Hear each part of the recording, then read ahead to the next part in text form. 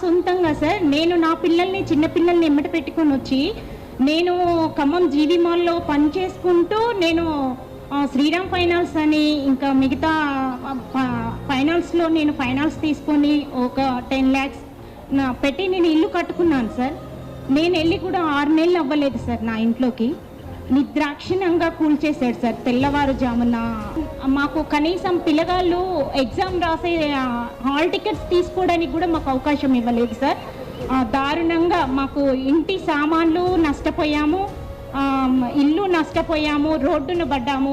ఈరోజు మమ్మల్ని తీసుకెళ్ళి అంబేద్కర్ భవన్లో పెడితే మాకు కనీసం తినడానికి తిండి కూడా లేని పరిస్థితిలో సార్ పువ్వాడ అజయ్ గారు ద్వారా మాకు అన్నం దొరుకుతుంది సార్.